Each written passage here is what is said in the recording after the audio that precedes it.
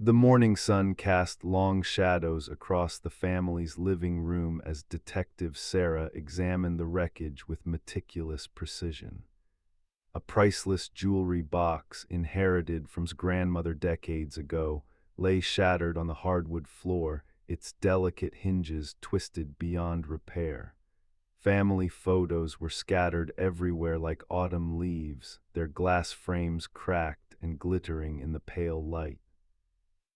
The air felt heavy with violation, that peculiar weight that settles over a home when someone uninvited has invaded its sanctuary.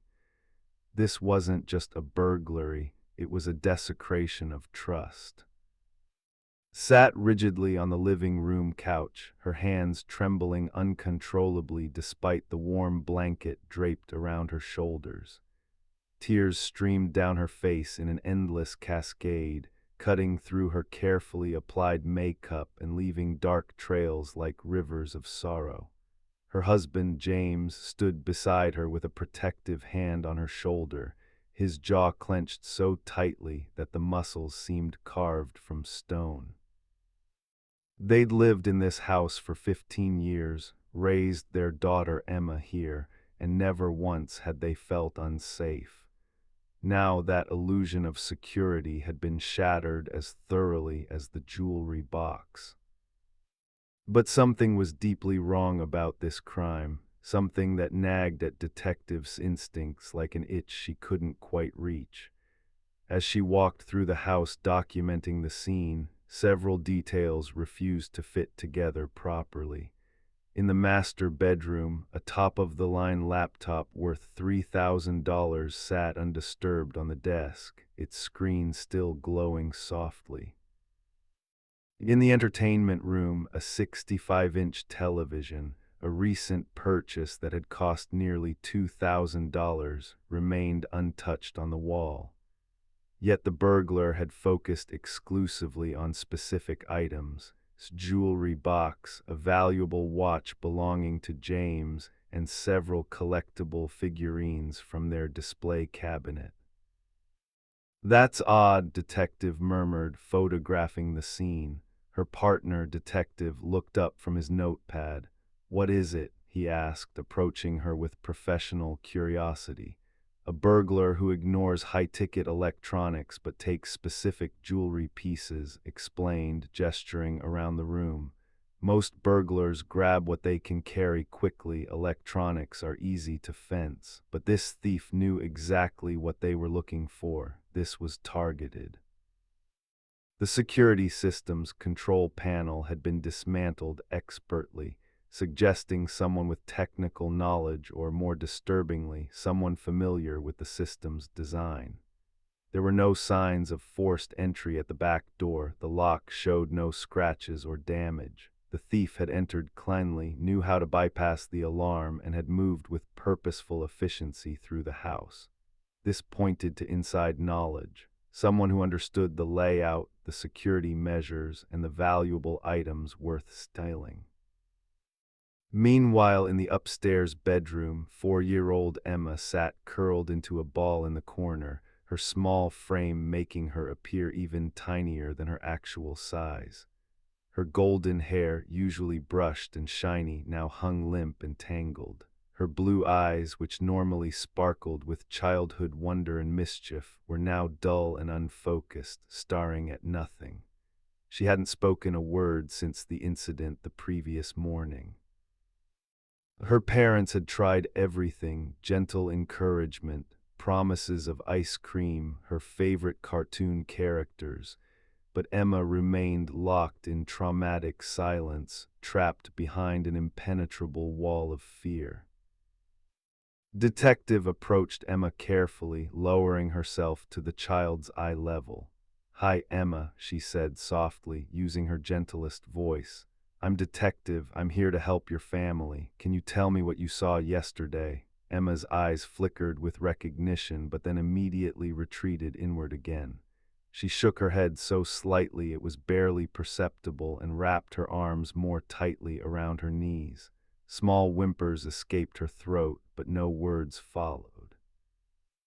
The detective tried various approaches, asking simple yes or no questions, using dolls to act out scenarios, showing her picture cards, but nothing worked. The trauma had effectively sealed Emma's lips shut, trapping the most crucial testimony behind the gates of her terrified mind.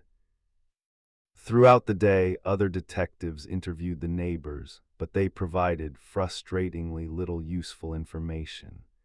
Mrs. Next Door reported seeing an unfamiliar car in the driveway around 2 a.m., but couldn't describe it clearly. Mr. Henderson across the street thought he'd heard a car door slam, but wasn't certain of the time. The neighborhood's security cameras, which might have proven invaluable, had either malfunctioned or weren't positioned to capture the relevant angles. It was as if the burglar had known exactly where the blind spots were.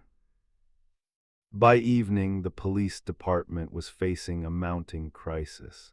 The case had already attracted media attention. A headline in the local newspaper read "Upscale Neighborhood Targeted by Sophisticated Burglar." Parents throughout were becoming nervous, installing new locks and security systems, suspicious of their neighbors. The police department's phone lines rang constantly with anxious residents demanding action and protection. The mayor called the police commissioner, who in turn called the precinct captain, creating a cascade of pressure that ultimately landed on detectives' shoulders. As the sun set on the first day of investigation, stood in the police station's observation room, staring at the case file spread before her.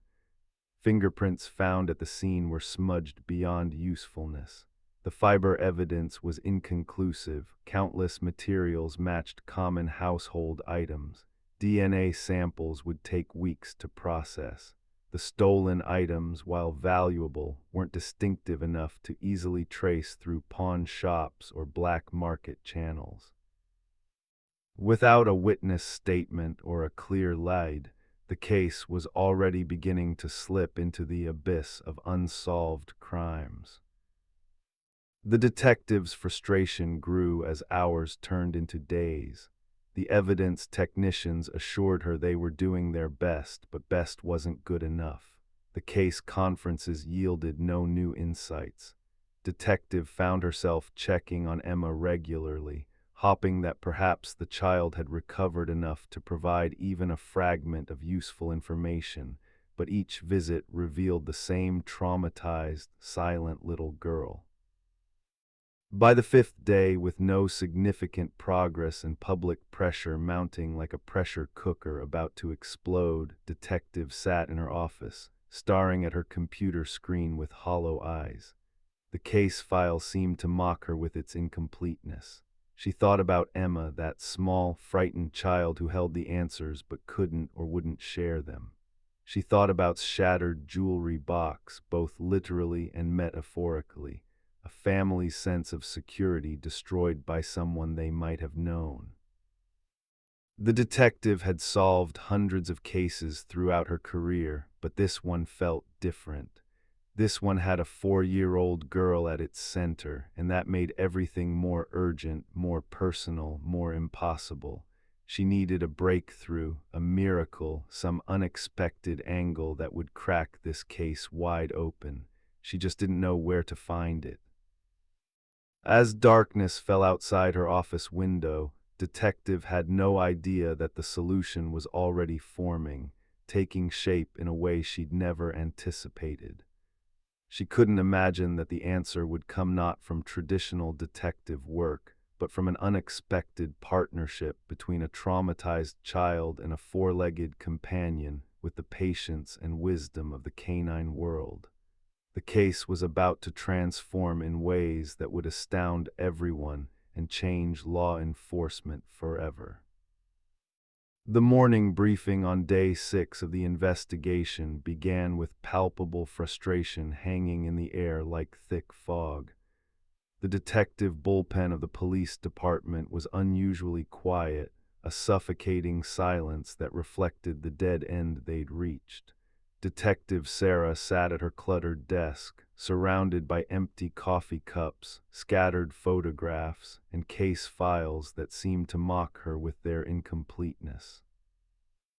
She'd barely slept in the past 72 hours, her mind refusing to shut down, constantly replaying the crime scene details, searching for that one missed clue that would unlock everything. Captain Robert Harrison stood at the front of the room, his weathered face etched with concern. He'd been a police officer for 35 years and understood the crushing weight of unsolved cases, but this one was becoming a public relations nightmare. The local news had already covered the burglary 4 times, and each segment featured increasingly anxious residents demanding answers. The mayor's office had called 3 times asking for updates. Parents were organizing neighborhood watch groups, and property crime rates in the perception of safety had plummeted dramatically. "We need something," Captain Harrison said flatly, his voice cutting through the silence. "Anything, a break, a witness statement, a recovered item, something. The evidence lab says the fingerprints are too degraded to be useful. The fiber analysis matches common household materials. The stolen items haven't surfaced in any of the usual fencing channels. We're hitting walls on every side." He looked directly at Detective. "Sarah, you're the light on this. What do you have?" Stood slowly, her body aching from tension and exhaustion. "The evidence suggests someone with inside knowledge," she began, displaying photographs on the projector. "The security system was disabled expertly without damage to the panel. The thief bypassed a laptop and television worth $5,000 combined to focus on specific items. That speaks to premeditation and familiarity with the house." She paused, her jaw tightening. "The only real witness, Emma, the 4-year-old daughter, hasn't spoken since the incident. We've tried traditional interview techniques, child psychologists, play-based questioning. Nothing has worked. The trauma has completely shut her down." The room remained silent. Everyone understood the problem. Without Emma's testimony or another breakthrough, the case was destined to go cold. In another week, it would be pushed aside by newer cases demanding attention. In a month, it would be filed away with hundreds of other unsolved crimes gathering dust in the archives. Then, unexpectedly, Officer James stood up from his desk in the corner. At 42 years old, had been with the K-9 unit for over a decade and was respected throughout the department for his exceptional work. His partner, Duke, a magnificent German shepherd with a coat of deep mahogany and intelligent brown eyes, had been with him for 8 years. Together, they'd participated in 73 successful search and rescue operations, located 7 missing persons, and provided security for countless community events. "Captain," said respectfully, "I might have an unconventional idea." All eyes turned toward him. He continued carefully, choosing his words with deliberation. "I've been working with Duke since he was 2 years old. In all that time, I've noticed something remarkable about him. Beyond his training for search and rescue, he has this incredible natural ability to sense anxiety and fear in people, especially children. I've seen him calm down panicked kids at school demonstrations, console teenagers experiencing emotional crises. It's like he understands trauma on an instinctual level." Detective found herself listening intently. She'd read fragmentary studies about therapy dogs and their effects on trauma victims, but she'd never seriously considered it in an investigative context. Pressed on, his voice gaining confidence as he explained his theory. "What if we brought Duke into an interview with Emma? not as evidence but as a calming presence. I've researched it, and there's legitimate psychology behind it. When a child is in extreme trauma, their amygdala, the fear center of their brain, is hyperactive. They're in a constant state of fight or flight response, but the presence of a calm, non-threatening animal can actually lower cortisol levels and reduce anxiety. If Emma feels safe, she might access memories that are currently locked away by fear. Captain Harrison leaned back in his chair, considering this proposal carefully. It was unconventional, certainly. The police department prided itself on evidence-based investigation methods, but they were also pragmatic. Conventional methods had failed spectacularly. "Has this been done before?" the captain asked. "Not in this jurisdiction," acknowledged, "but therapy dogs have been used in courtrooms to support child witnesses during testimony. There's a growing body of evidence suggesting their effectiveness. It wouldn't hurt to try, and it might be our only real option." Detective felt something shift inside her, a spark of hope in the darkness. She'd been so focused on traditional investigative techniques that she'd overlooked alternative approaches. "We'd need the parents' consent," she said, her mind already working through the logistics. "And we'd need to set up an environment where Emma feels completely safe and supported, not an interrogation room that looks like a police station." "Absolutely," agreed enthusiastically. "We'd want to create a therapeutic space. Soft lighting, comfortable furniture, toys, nothing that screams police station. Duke would just be present, calm and patient. Sometimes animals are bridges that humans can't build." Over the next 2 days, the groundwork was laid. Detective personally visited the family home to explain the idea to and James. She could see the desperation in their eyes. They were willing to try anything that might help their daughter. The parents were cautiously optimistic but afraid of causing more trauma. Assured them that the approach was gentle and non-invasive, that the goal was simply to create a safe environment where Emma might feel comfortable sharing what she'd experienced.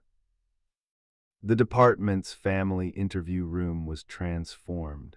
The harsh fluorescent lights were replaced with warm LED fixtures. A comfortable couch with cushions was positioned against one wall. Soft, colorful rugs covered the cold linoleum floor. A bookshelf was filled with age-appropriate children's books. Stuffed animals were arranged thoughtfully around the room. Soft classical music played quietly in the background. The space looked more like a therapist's office than a police station, warm, inviting, safe. The officer spent hours preparing Duke for this unique assignment. While the dog's training was primarily for search and rescue, worked with him extensively to ensure his behavior was consistently calm and gentle. He practiced lying quietly while children approached, sitting patiently while small hands petted his fur, maintaining that perfect balance between engagement and non-interference. On the morning of the interview, Detective felt nervous in a way she'd never experienced during an investigation. She'd staked her professional reputation on this unconventional approach. If it failed, she'd face questions about wasting department resources and time. But if it succeeded, if it worked, it could revolutionize how law enforcement handled traumatized child witnesses. She stood in the observation room, watching officer arrive with Duke. The German shepherd carried himself with the quiet dignity of a dog who understood the importance of his work. As positioned Duke on a cushioned bed in the corner of the family room, he caught eye through the one-way mirror and nodded with quiet confidence. In another hour, Emma would walk through that door, terrified and traumatized. Nobody knew it yet, but this moment represented a turning point not just for this case, but for the entire field of criminal investigation. The unconventional solution was about to prove that sometimes the most powerful tools in law enforcement have four legs and a compassionate heart. Detective took a deep breath and whispered words that would prove prophetic. "Come on, Duke, help us save this case." Clock on the wall read 10:47 a.m. when led her daughter into the family interview room. Emma's small frame seemed even tinier than Detective remembered from their previous encounters, as if trauma had somehow physically diminished her.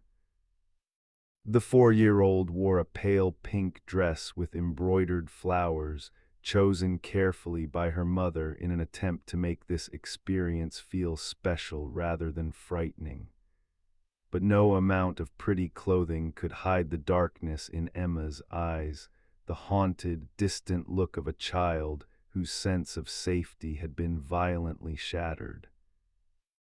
Emma's tiny hand gripped her mother's fingers with desperate intensity, her knuckles white from the force of her grip.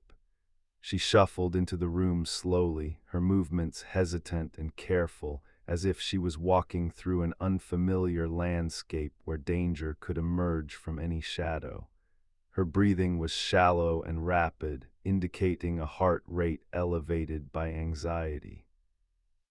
Her eyes darted around the room, taking in the soft furniture, the books, the gentle lighting, processing whether this space represented safety or another form of threat. Knelt beside her daughter, whispering encouragement, though her own anxiety was evident in the tremor of her voice. Officer James sat quietly in the corner, having positioned himself in a non-threatening manner. Duke lay on a large, comfortable cushioned bed just a few feet away, his massive body relaxed but alert. The German shepherd's ears perked up slightly when Emma entered, but he remained perfectly still, intuiting through some canine wisdom that sudden movement would be counterproductive. His dark brown eyes tracked Emma with gentle interest, but he made no aggressive moves, no jumping, no excessive enthusiasm.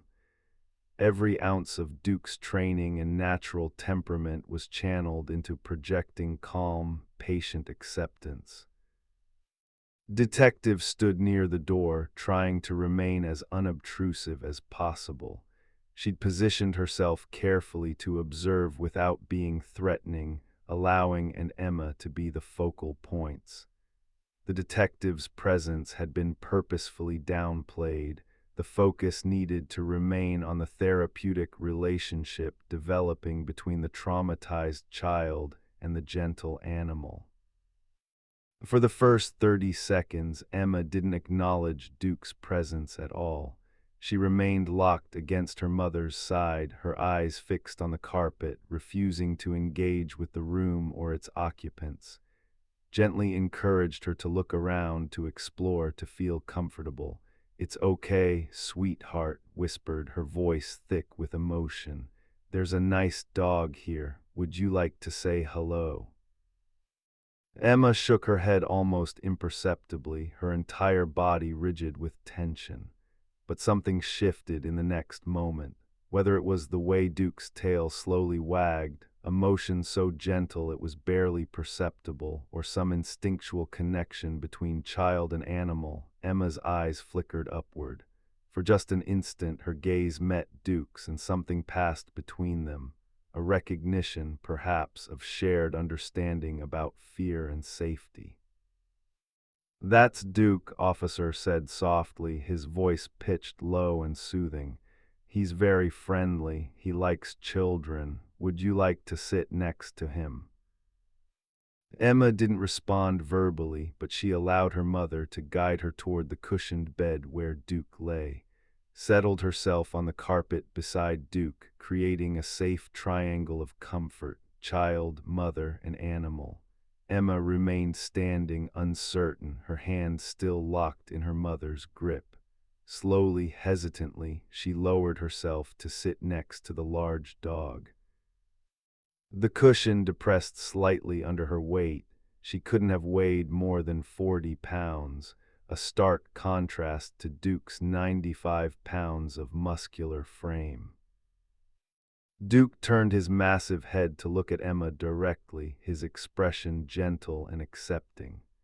He made a small, soft whining sound, not aggressive or demanding, but almost welcoming, as if acknowledging the small human beside him.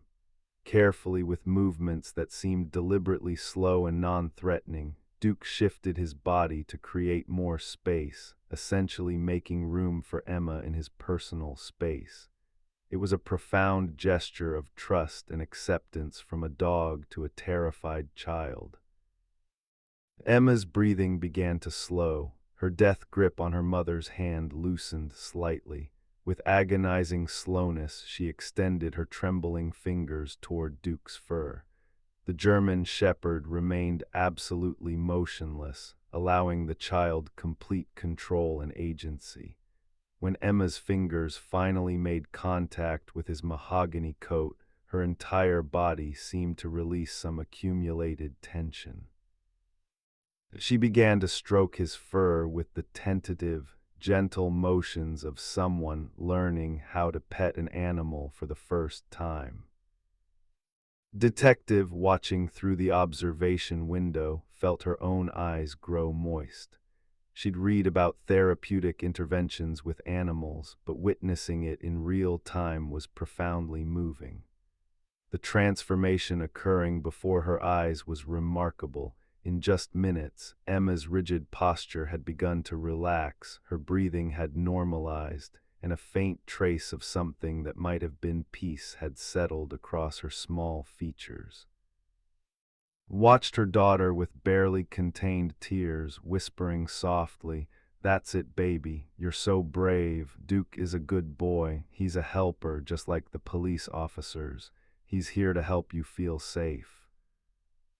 For nearly 10 minutes, Emma simply petted Duke, finding comfort in the repetitive motion, in the unconditional acceptance the animal offered. Officer didn't interrupt or pressure her. Detective remained quietly in the background. The only sounds were the soft classical music, the gentle rustling of Emma's dress, and the subtle sounds of her fingers moving through Duke's fur. Then, in a voice so quiet it was almost inaudible, Detective began speaking to Emma. Her tone was carefully modulated, not interrogating, not demanding, but gently conversational, the way one might speak to a peer. "Emma, you're doing such a good job being brave right now. You're petting Duke, and he really likes that. Do you like dogs?" It was a simple question, one that required no traumatic recall, one that was safe and neutral.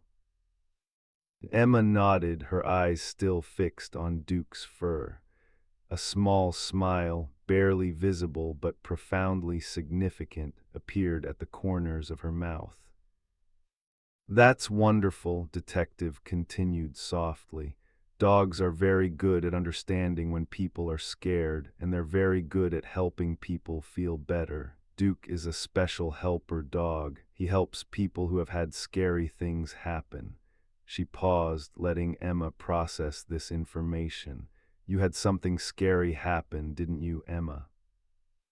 Emma's stroking of Duke's fur continued, but her body tensed slightly. She didn't answer verbally, but she nodded, just barely. "And that made you feel sad and scared," Detective said, her voice carrying nothing but compassion. "Is Duke helping you feel a little better right now?" Another nod, this one more pronounced. "Good," Detective said gently, "because I want to know about the scary thing that happened. Duke is here because he's very good at helping people tell the truth about scary things. Would that be okay? Would you like to tell me about what you saw?" Emma's hand stilled on Duke's fur. For a long moment she remained completely silent.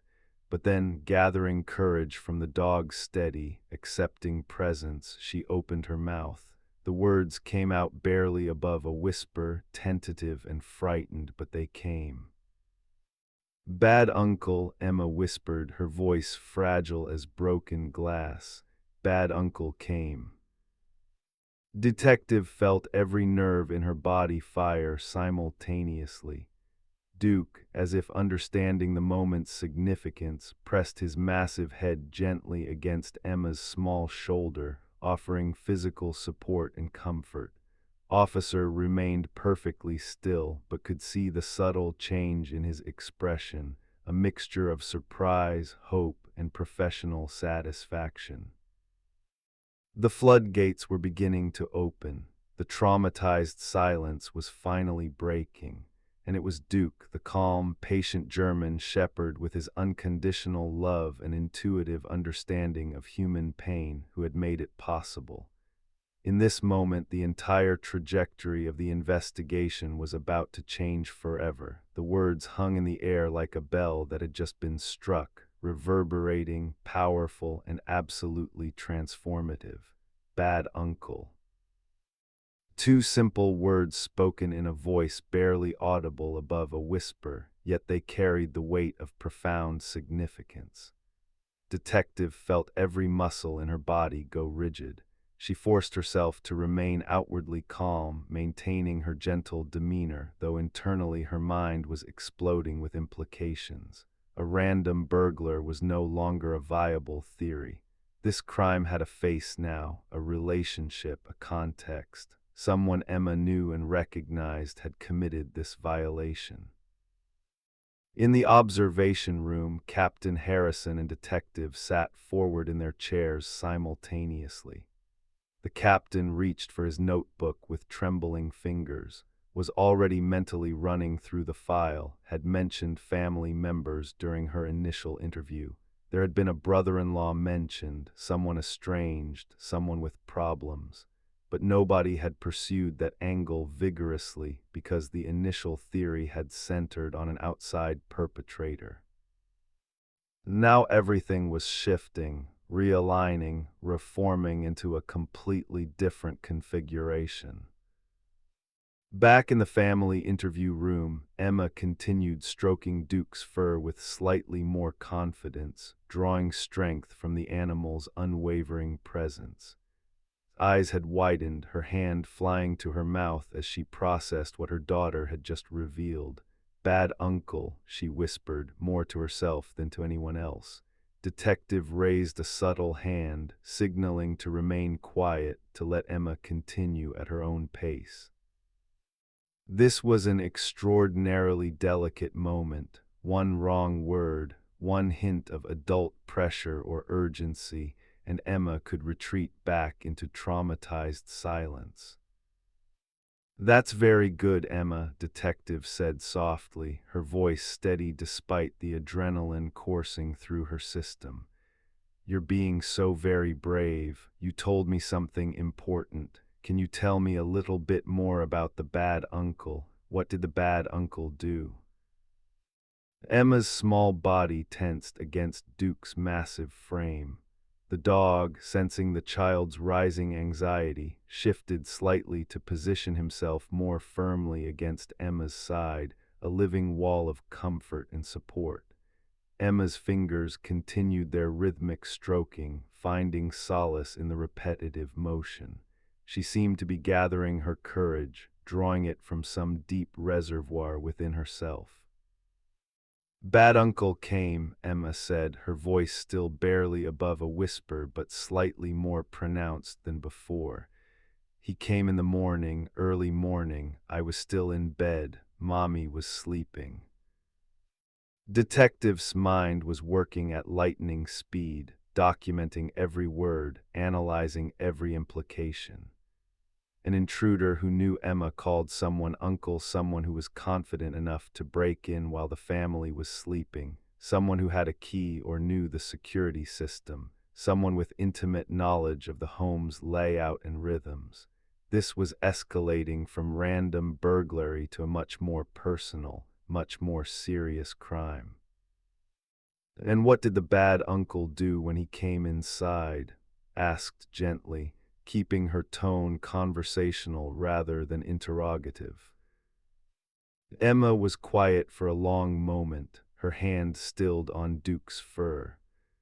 The German shepherd made a soft whining sound, almost as if encouraging the child to continue, to release the burden of these frightening memories that had been locked inside her traumatized mind. He was looking for things, Emma continued slowly, as if remembering a dream. He went to Mommy's room. He was looking in the pretty box, Mommy's jewelry box, and he was angry, really angry. He was saying bad words, loud words. The bad uncle was angry, Detective repeated, validating Emma's account, encouraging her to share more. What made him angry? He wanted something, Emma said, her voice gaining slightly more strength. He wanted something from Mommy. Mommy said no before. She said no to the bad uncle, and he was really, really angry about that. The puzzle pieces were clicking into place with alarming clarity. Had mentioned during her initial statement that she'd refused to lend money to someone. The timeline was coming together. Detective exchanged a glance with officer through the window. She could see the captain already writing notes, already making mental connections, already beginning the process of redirecting the entire investigation. And did the bad uncle say anything when he was in the house? Detective asked carefully. Did he say his name? Did he say why he was angry? Emma nodded slowly. He said bad words about Mommy. He said she was mean. He said she wouldn't help him. He said he needed the things in the box more than she did. Detective felt a chill run down her spine. This wasn't just a burglary born of opportunistic thievery. This was an act of revenge, of personal violation driven by grudge and resentment. A family member, presumably James' estranged brother or relative, had deliberately targeted this home because of a personal conflict. Emma, you're doing such an amazing job telling me about this, Detective said, and she meant every word. I know this is hard to talk about. It's very scary to remember scary things. But you're being so brave, and Duke is helping you be brave, isn't he? Emma nodded, her hand finding Duke's fur once more, anchoring herself to the dog's steadying presence. And can you tell me what the bad uncle looked like? Detective asked. What did he look like when you saw him? Emma described a man, tall, dark hair, wearing dark clothes. She mentioned he had a beard and that he smelled bad. She described how angry his face looked, how his voice was loud and mean. The description was vague enough that it wouldn't be conclusive in court, but specific enough to be suggestive. It was a child's interpretation of an adult male, not precise in the way adult eyewitness testimony might be, but valuable nonetheless. And what happened after? Detective pressed gently. What did the bad uncle do? He took the box, Emma said simply, and other things. He took Daddy's watch and the pretty figurines from the shelf. He put them in a bag and then he left, and I was so scared. I didn't want to move. I didn't want to make any noise because I thought he might come back and be really angry at me. This last revelation struck Detective with the force of a physical blow. Emma hadn't just been a passive witness. She'd been terrified that the perpetrator might harm her if she revealed her presence. She'd hidden in silence not just from trauma, but from genuine fear for her safety. The depth of the child's courage in finally speaking now became even more apparent. Could no longer contain herself.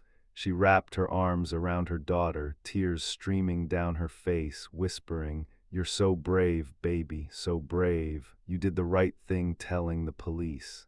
You helped us, you're a hero." Detective gave them a moment, then continued with meticulous precision. Emma, I want you to know that what you've just told me is extremely important. You've helped us so much. You've helped your family. And you know what? I think we might know who the bad uncle is. And because of what you've told us, we're going to be able to stop him from hurting anyone else. In the observation room, Captain Harrison stood up from his chair, his expression a mixture of excitement and grim determination. He was already mentally dispatching officers, already preparing warrants, already setting the machinery of justice in motion. Officer was pulling up employee records and personal files. The investigation, which had seemed hopelessly stalled just hours earlier, was now accelerating toward conclusion at terrifying speed. Duke, sensing the shift in emotional energy, repositioned himself more fully against Emma, pressing his solid warmth against her small frame. The dog seemed to understand that the hard part was over, that the child had done something extraordinary and had survived it. In that moment, in that simple act of canine comfort, Duke represented everything that Detectives Department had hoped for: a bridge between trauma and healing, between silence and truth, between victims and justice. Emma's courage, enabled and strengthened by a four-legged companion, had just shattered the silence and transformed an unsolvable case into an investigation with clear direction and purpose. And everyone in that room, human and canine alike, understood that they'd just witnessed something truly extraordinary. The moment Emma's words had been documented and the child had been safely reunited with her parents, Detective Sarah moved with purposeful urgency. She exited the family interview room and headed directly to the detective bullpen, where Captain Harrison was already coordinating with other officers. The atmosphere in the precinct had shifted palpably. The frustration and stagnation of the previous days had been replaced with electrifying momentum. Information was being compiled, phone records were being requested, and the machinery of law enforcement was pivoting with remarkable speed. "We're looking at a family member," announced to the assembled team, her voice cutting through the controlled chaos. Specifically, a male relative, likely an in-law based on Emma's description of calling him uncle, mentioned during her initial interview that she'd refused to lend money to someone approximately 3 weeks ago. The perpetrator was motivated by personal resentment, not random opportunity. He knew the house, knew the security system, and knew what valuables were worth taking. Detective's partner was already pulling up the initial interview transcript on his computer. "Mentioned her brother-in-law," he said, reading from the document. "She said he'd been asking for money repeatedly, that he had what she called a gambling problem. She refused because she felt he wouldn't use the money responsibly. That conversation happened approximately 3 weeks before the burglary." Captain Harrison was on the phone with the telecommunications division. "I need phone records for going back 2 months. Cross-reference his cellular location data with the residents and surrounding area, and I need it yesterday." He hung up and turned to the assembled detectives. "Get me everything on employment history, financial records, known associates, criminal history, if any. I want to know everything about this man." The detective work began in earnest. Within an hour, a preliminary profile emerged from the data. Age 34, had been unemployed for the past 18 months. His financial records showed a devastating pattern: multiple credit cards maxed out, late payments on car loans, and evidence of cash advances indicating desperation. Most damning was a pattern of wire transfers to online gambling sites, hundreds of thousands of dollars over the past 2 years. The man was drowning in debt, and his sister-in-law's refusal to enable his addiction had apparently been the catalyst for his criminal response. "He's desperate," detective observed, studying the financial records. This is a man facing real consequences. Creditors calling, bills mounting, no income. His refusal to lend him money would have felt like a personal betrayal. Phone records arrived within 2 hours, and what they revealed was extraordinary. Cellular location data placed him in on the night of the burglary, a fact he'd never mentioned during initial questioning. In fact, had claimed to be out of state at the time of the crime, a lie that had seemed plausible enough that investigators hadn't pursued it vigorously. The phone data showed his cell pinged off a tower just 2 blocks from the residence at 2:17 a.m. Precisely the time detective estimated the burglary had occurred based on the family's timeline.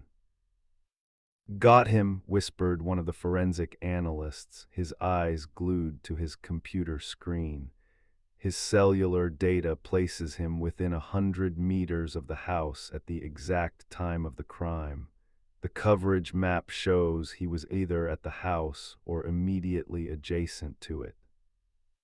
Detective felt a surge of professional satisfaction. This wasn't circumstantial evidence anymore. This was solid, documentary evidence that directly contradicted statement to police. His alibi was demolished, but evidence of location wasn't the same as proof of guilt. They needed more. They needed physical evidence connecting him to the crime scene. Captain Harrison made a decision. We get a warrant today. First residence, his vehicle, everything. I want search teams ready to go within the hour. The warrant was obtained by early afternoon. Judge, after reviewing the phone records and Emma's testimony documented in the police report, signed the judicial authorization without hesitation. The evidence was compelling: cellular location data placing the suspect at the scene, a clear motive based on the money dispute, a 4-year-old witness identifying him, and his demonstrably false alibi to police. The search team descended on temporary residence, a shabby apartment complex on the east side of town where he'd been staying with a distant cousin.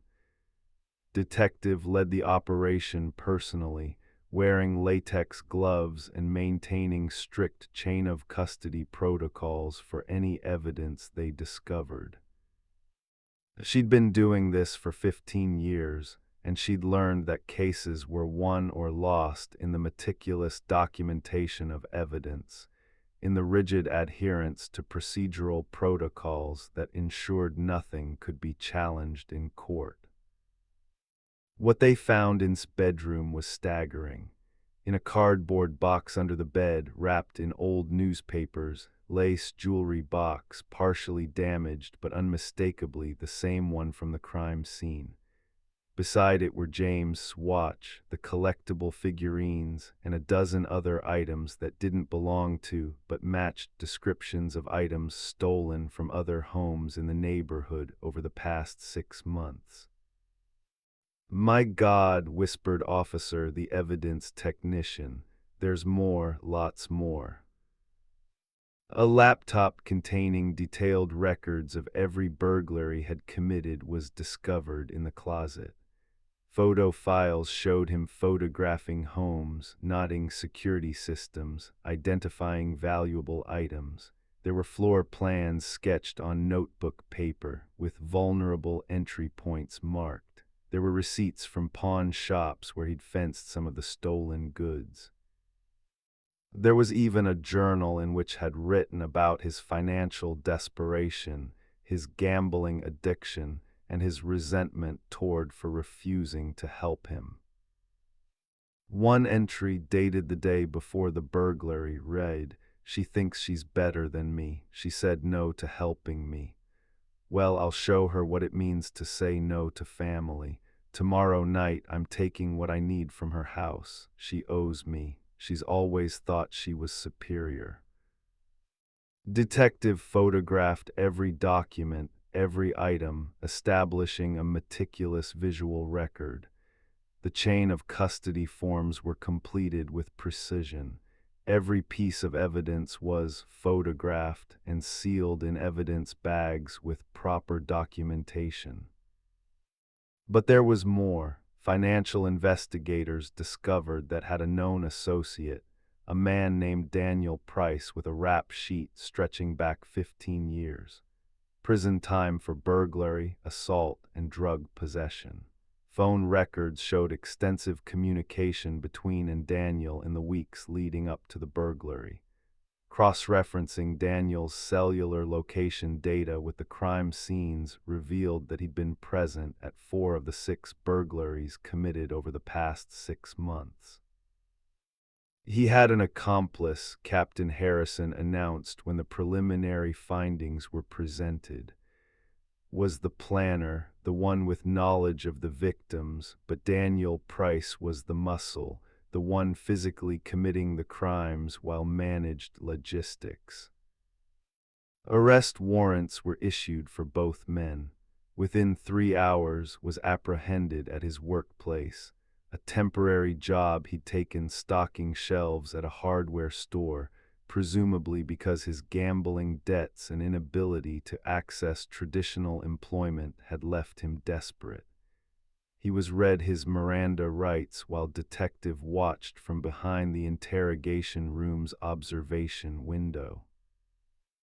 Daniel Price was more difficult to locate, but a traffic stop led to his arrest within 6 hours. Both men were booked, processed, and held without bail pending a hearing. As detective sat in her office late that evening, reviewing the mountain of evidence that had accumulated over the past 18 hours, she felt a profound sense of vindication. An unsolvable case had become absolutely airtight in less than a day. The evidence was overwhelming, the motive was clear, and the perpetrators were in custody. But none of this would have been possible without Emma's courage and Duke's extraordinary therapeutic presence. 2 simple words bad by a traumatized 4-year-old had unlocked an entire criminal conspiracy. The evidence that followed was merely confirmation of what Emma had known all along. Detective made a mental note to personally thank Officer and Duke. She would ensure that the police department recognized the unprecedented value of what they'd accomplished, and she began formulating ideas about how to implement similar protocols department-wide. Emma's bravery had changed more than just this one case. She'd changed the entire landscape of how law enforcement could work with traumatized child witnesses. Justice, it seemed, sometimes came in the most unexpected packages, a small child's voice amplified by a dog's compassion. The interrogation room at the police department was deliberately austere, cold, impersonal, designed to communicate the gravity of the situation. Gray concrete walls, a metal table bolted to the floor, uncomfortable chairs, and a single camera mounted in the corner recording every word. Sat across from Detective Sarah, his hands clasped on the table in front of him, his jaw working nervously as if he were chewing something bitter and indigestible. His attorney, a public defender named Robert who'd handled dozens of cases in this very room, sat beside him with a look of professional resignation. Detective had been conducting interrogations for 15 years, and she could read suspects like other people read books. His body language screamed guilt. His eyes wouldn't meet hers. His fingers drummed an anxious rhythm on the metal table. Perspiration beaded on his forehead despite the cool temperature of the room. He was a man whose carefully constructed world was collapsing in real time, and he knew it. "Let's talk about the residents," Detective began, her voice calm and methodical. She didn't rush, didn't pressure, didn't employ aggressive tactics. The evidence was sufficient. She merely needed to guide toward the inevitable conclusion. Your cellular phone pinged a tower approximately 2 blocks from their house at 2:17 a.m. on the night of the burglary. That's interesting because you told us you were out of state that night. In Nevada, specifically. You said you were visiting a friend. The attorney interjected immediately. My client invokes his right to remain silent. That's certainly his right, detective said, not missing a beat. However, mister, I think you should understand what we've found. We have physical evidence recovered from your residence, your jewelry box, stolen items from your home, your watch, all matching descriptions from the crime scene. We have documentation on your laptop showing detailed records of 6 burglaries committed over the past 6 months. We have your fingerprints on items recovered from other crime scenes. We have text messages between you and Daniel Price coordinating burglaries, and we have a 4-year-old eyewitness who identified you as the bad uncle who committed this crime. His face went ashen, his hands stopped their nervous drumming. His attorney whispered something urgently in his ear, but seemed to be in a state of shock, processing the reality that the game was truly over. We're going to prosecute you regardless of whether you talk, detective continued, her tone almost sympathetic despite her professional detachment.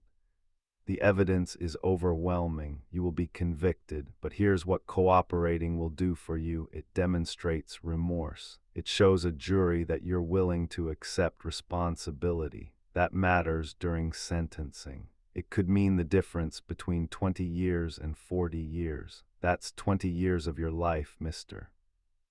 20 years you could potentially get back. Looked at his attorney, confusion and desperation warring across his features. The public defender nodded slightly, indicating that cooperation might indeed be in his client's best interest, at least from a strategic standpoint. I want to talk, said finally, his voice hoarse and cracking. I want to tell you everything. The confession that followed was remarkably detailed and damning. Explained that his gambling addiction had spiraled completely out of control over the past 3 years.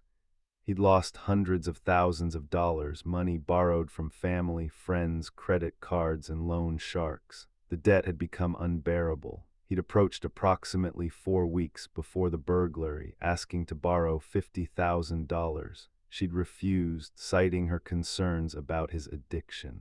That refusal had been the catalyst. I was angry, admitted, his voice hollow. I felt like she was judging me, like she thought she was better than me. She had money and wouldn't help her own family, so I decided to take what I needed from her. I knew her house. I knew she'd have valuable jewelry. I knew how to bypass the security system because I'd been to her house so many times. I'd memorized the code years ago. And Daniel Price, detective prompted gently. Daniel was someone I knew from before, continued. From some bad places I'd been, I approached him about doing the burglary. He said he'd help, but he wanted a cut of the proceeds. We planned it for weeks. I researched what would be valuable.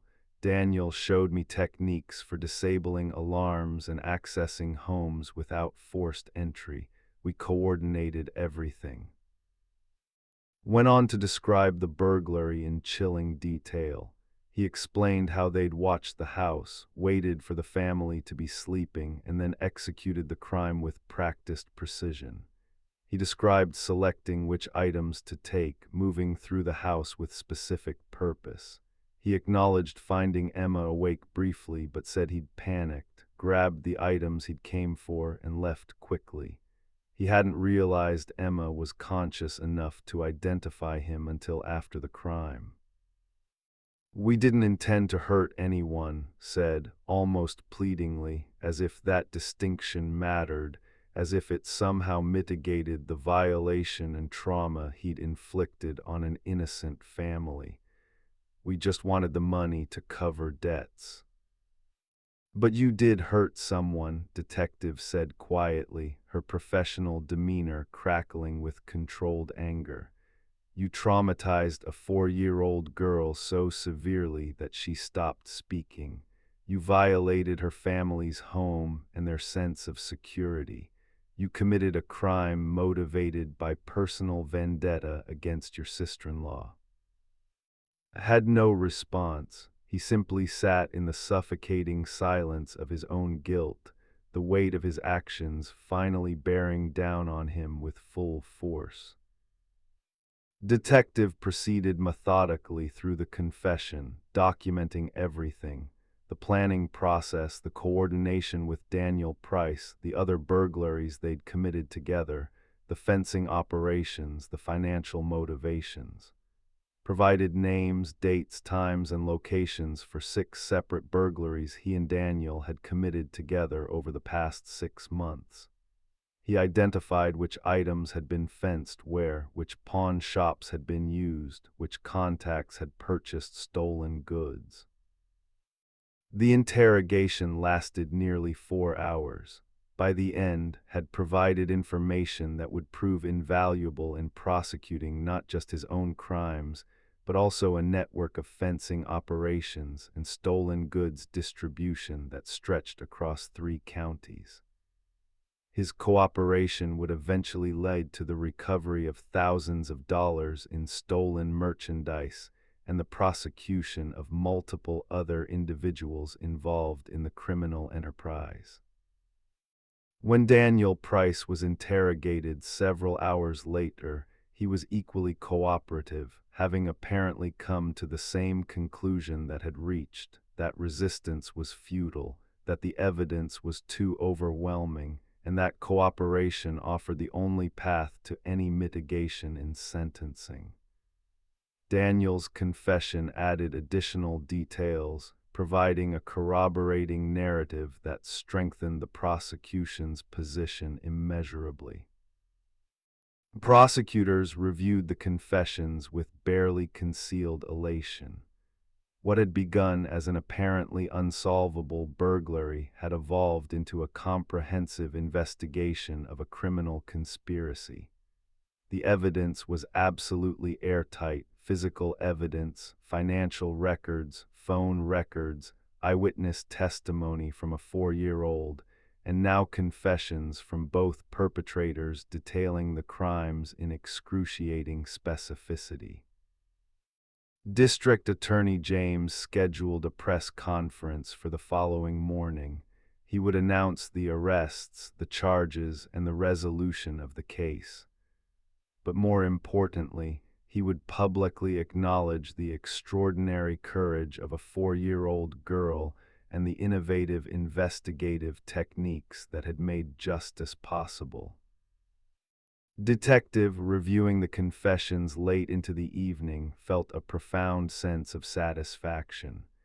The case was effectively closed, justice was assured, predators were off the street. The family could begin the process of healing, knowing that those who'd violated their home and their peace of mind would face appropriate consequences. But the detective also understood that none of this would have been possible without Emma's bravery and Duke's extraordinary therapeutic presence. The confessions, the evidence, the prosecution, all of it traced back to 2 words whispered by a traumatized child: bad uncle. Everything that had followed, the investigation, the arrests, the confessions, the imminent convictions, all of it emanated from that singular moment of courage. Detective made a mental note to arrange for Emma to receive an official commendation from the police department. The child deserved recognition for her heroism, even if she was too young to fully comprehend what her brave testimony had accomplished. 6 weeks had passed since and Daniel Price were arrested and processed through the criminal justice system. The case had received significant media attention, and the community had around the family with an outpouring of support that had both comforted and overwhelmed them. But the most remarkable transformation had been occurring within the walls of the household, where a small girl who'd been lost in trauma was gradually finding her way back to childhood. Emma sat in the backyard of her home, her small legs dangling from a picnic table as she drew with colored markers on a large sheet of white paper. Her drawings had always been childish and innocent, flowers, rainbows, the family dog, but for 6 weeks after the burglary, they'd been something different. Dark scribbles that filled entire pages, chaotic lines that seemed to represent internal turmoil more than artistic expression. Her therapist had explained that this was normal, that traumatized children often express through art what they cannot articulate with words. But this morning's drawing was different. It showed a large brown dog, clearly meant to be Duke, standing next to a small figure. The girl was smiling. Both figures were surrounded by sunshine and flowers. It was the first truly positive drawing Emma had created since the incident. Watched her daughter from the kitchen window, tears of gratitude streaming down her face. The nightmares had stopped 3 weeks ago. The which had resumed after years of being resolved had ceased 2 weeks ago. Emma was sleeping through the night again, no longer waking up screaming, no longer insisting that someone stay beside her until she fell asleep. She was eating normally, playing with her toys, and most remarkably, she was talking again, not just responding to direct questions, but engaging in normal childhood conversation. The weekly visits to the police station had become the highlight of Emma's week. Every Saturday morning would drive Emma downtown, where Officer James was always waiting with Duke. These weren't formal therapeutic sessions anymore. They were friendship visits, moments of pure joy where a child and a dog could simply enjoy each other's company. Last Saturday, Emma had brought Duke a toy, a rope tug toy that she'd picked out specially at the pet store. Officer had been deeply moved, explaining to Emma that Duke loved the toy and would play with it every day. Emma had beamed with pride, understanding that she was capable of giving gifts, of contributing to someone else's happiness, of being an agent of positive change rather than just a victim of crime. Dr. Emma's court-appointed therapist had documented remarkable progress in her clinical notes. When Emma had first begun therapy, she'd exhibited classic symptoms of trauma: hypervigilance, sleep disturbances, difficulty concentrating, emotional numbing, and selective mutism. 6 weeks later, most of those symptoms had significantly improved or resolved entirely. Doctor attributed much of this progress to the therapeutic relationship Emma had developed with Duke. Children process trauma differently than adults, Doctor had explained during one of their sessions. They often lack the verbal and cognitive tools to process complex emotional experiences. But animals bypass those barriers. They offer unconditional acceptance, they don't judge, and they're present in a way that's both grounding and comforting. Emma bonded with Duke during the most frightening moment of her life, and that bond has become her bridge back to safety. But the healing process wasn't linear or simple. There were still difficult moments. Sometimes a sudden noise would cause Emma to startle violently, her body going rigid with fear before she consciously recognized that the sound posed no threat. Occasionally, a news report about crime or police would trigger anxiety, and Emma would need reassurance that the bad uncle was locked away and couldn't hurt her anymore. She developed a heightened awareness of strangers, a wariness that broke heart even as she understood its necessity. However, Emma's resilience was remarkable. With each passing week, she demonstrated an increasing ability to process what had happened without being overwhelmed by it. She could talk about the burglary now, describing what she'd witnessed in a way that felt less like trauma and more like narrative, something that had happened to her rather than something that defined her. One afternoon, after visiting Duke at the police station, Emma asked her mother a profound question. "Mommy, why did the bad uncle want to hurt us?" Pulled her daughter close, considering how to explain adult greed and addiction in terms a 4-year-old could understand. "The bad uncle had a problem," said carefully.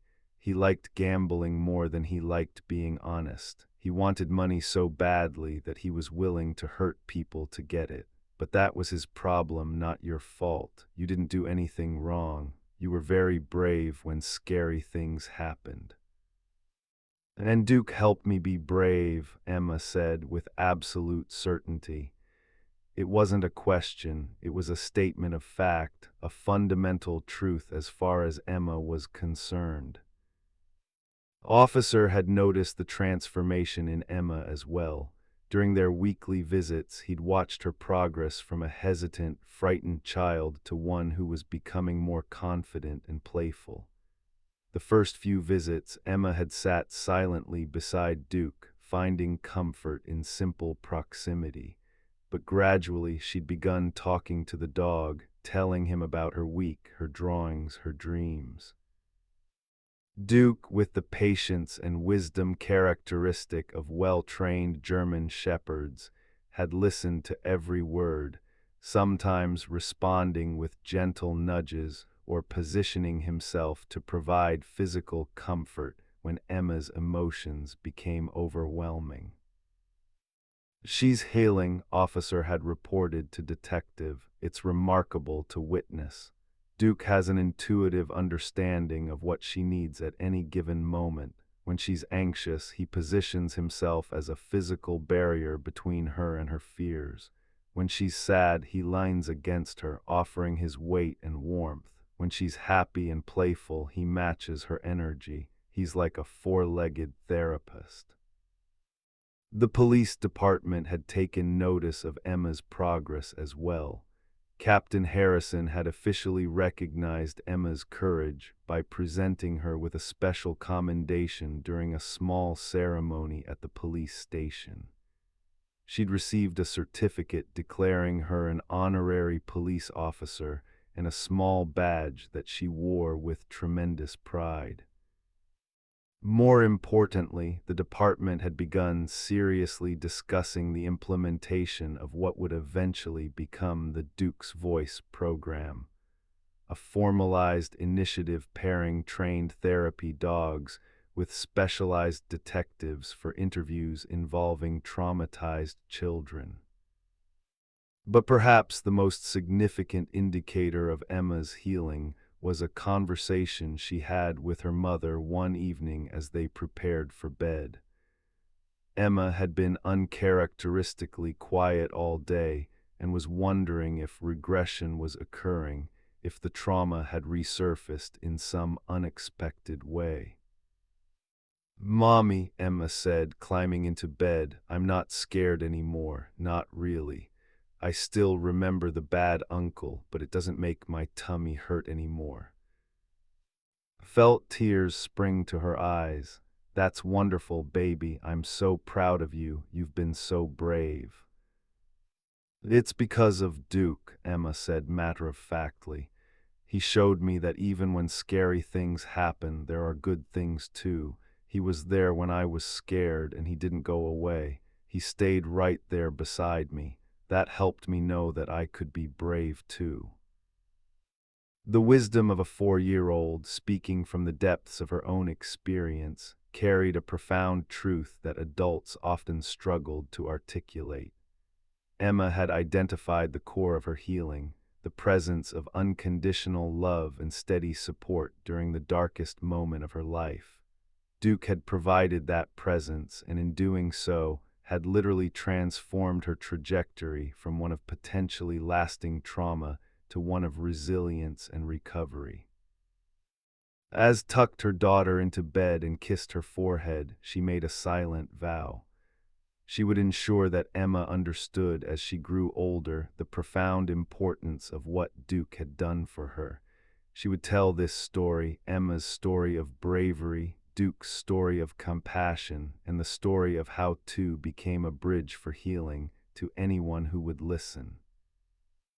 Because what had happened in that police station family room represented something extraordinary, a demonstration that sometimes the most powerful forms of justice and healing come not from traditional sources, but from unexpected connections between human and animal, between traumatized child and patient companion.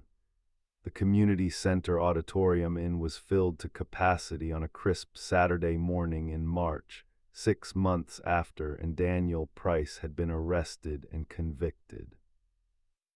Every seat was occupied, and people lined the back walls, standing shoulder to shoulder as they waited for the official launch ceremony of the Duke's Voice program, an initiative that would fundamentally transform how law enforcement agencies across the region approached interviews with traumatized child witnesses.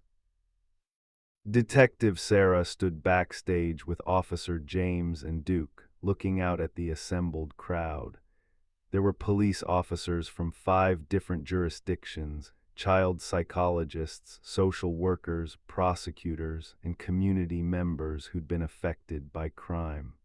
The media presence was substantial as well. Local news cameras were positioned strategically to capture every moment of this historic event. "I never thought we'd be here," Officer said quietly, his hand resting on Duke's head. The German shepherd seemed to sense the occasion's importance, standing alert and dignified in his official police K9 vest. "6 months ago, we were just trying to solve one case. Now we're launching a program that could help thousands of traumatized children." "It's because of Emma," Detective replied. "It all comes back to her courage. Without her brave words and Duke's presence, we'd still be investigating a cold case. Instead, we have a model for transforming how we work with child witnesses." The program that had been formally developed over the past 6 months represented a comprehensive approach to trauma-informed interviewing. It included specially trained K9 teams, detectives who'd received certification in childhood trauma response, and protocols that prioritized the emotional of child witnesses while still obtaining crucial investigative information. 3 other police departments had already committed to implementing the program, and at least a dozen more were in preliminary discussions about adoption.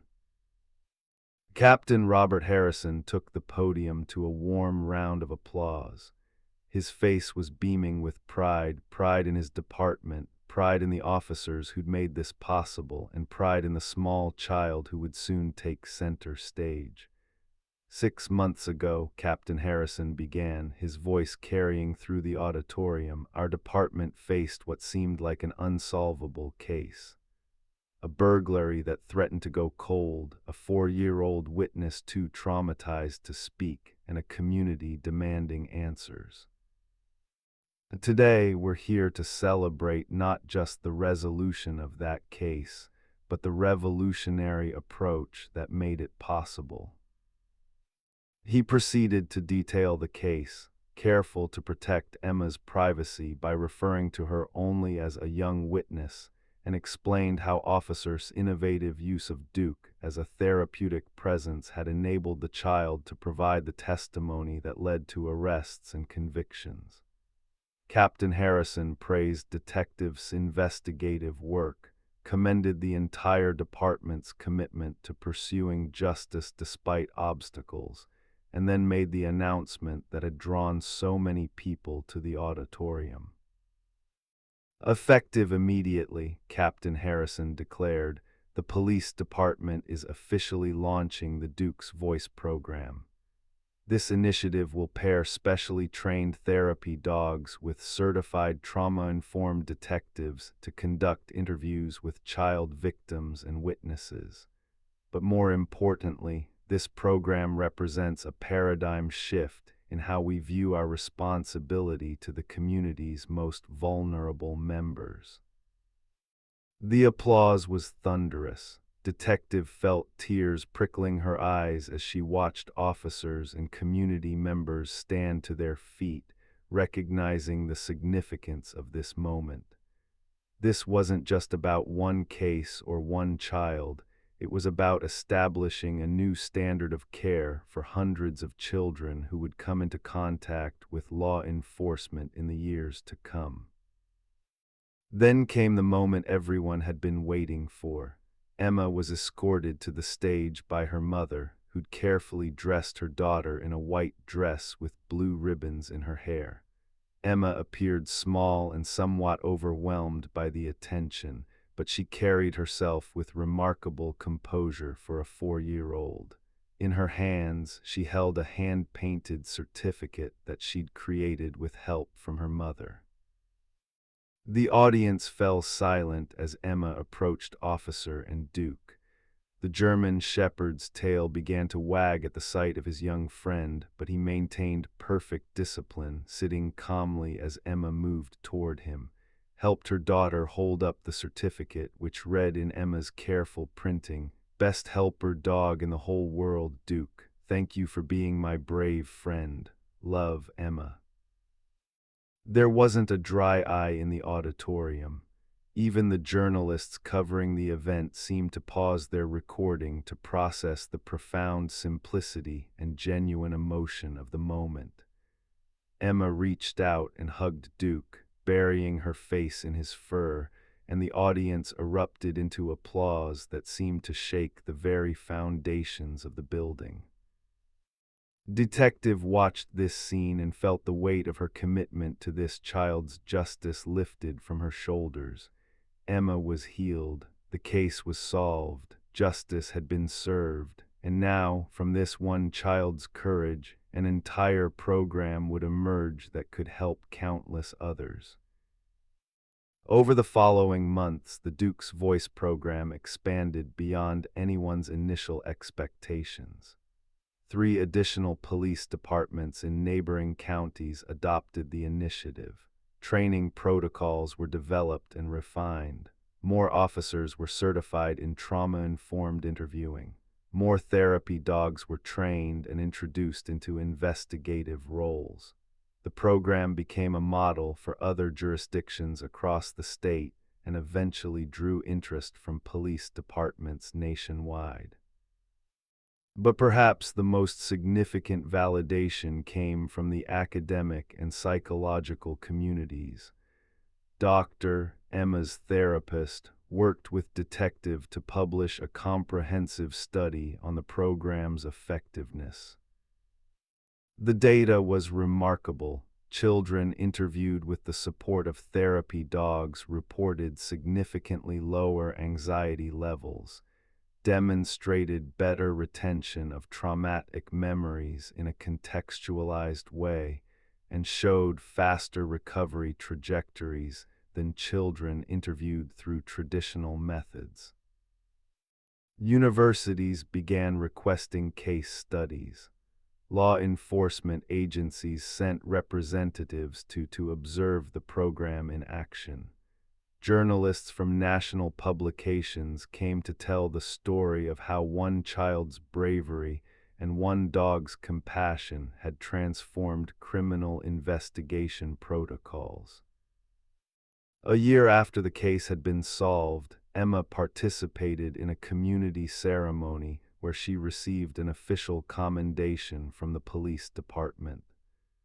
Standing before a crowd of officers and community members, wearing a special badge and holding a certificate signed by the mayor, Emma made a brief speech that she'd been preparing for weeks with the help of her parents.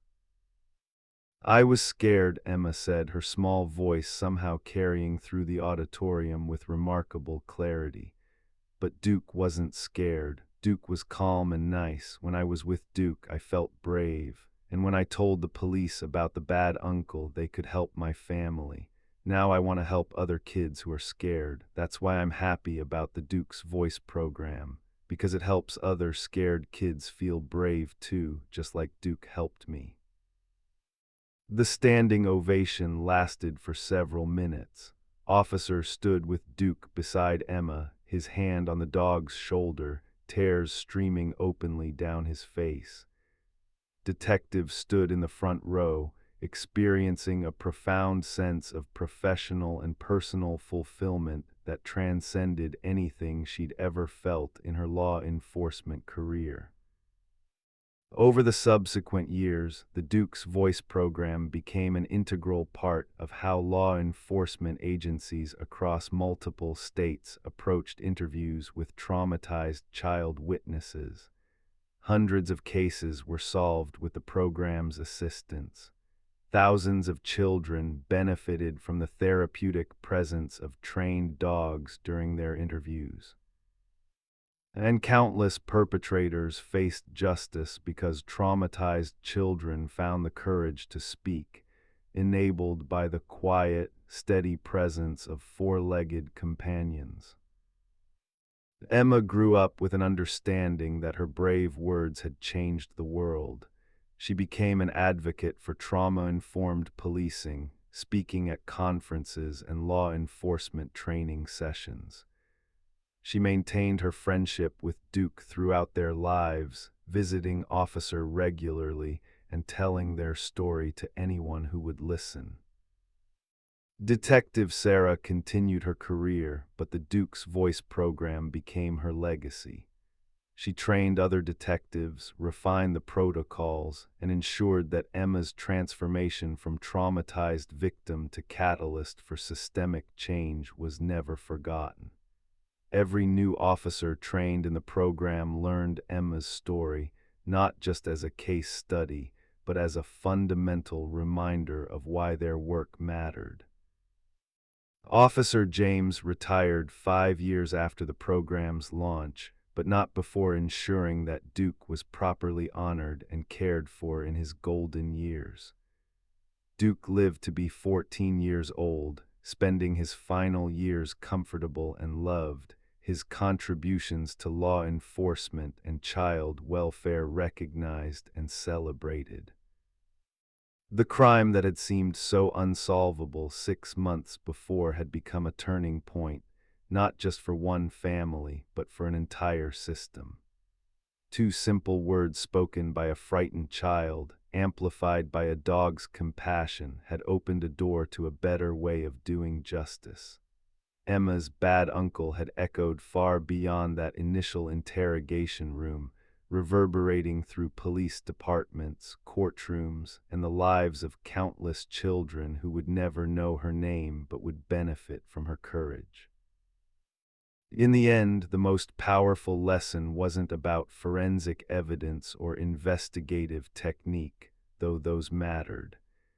It was about the transformative power of compassion, the importance of meeting trauma victims where they are, and the remarkable truth that sometimes the smallest voices carry the greatest ability to change the world.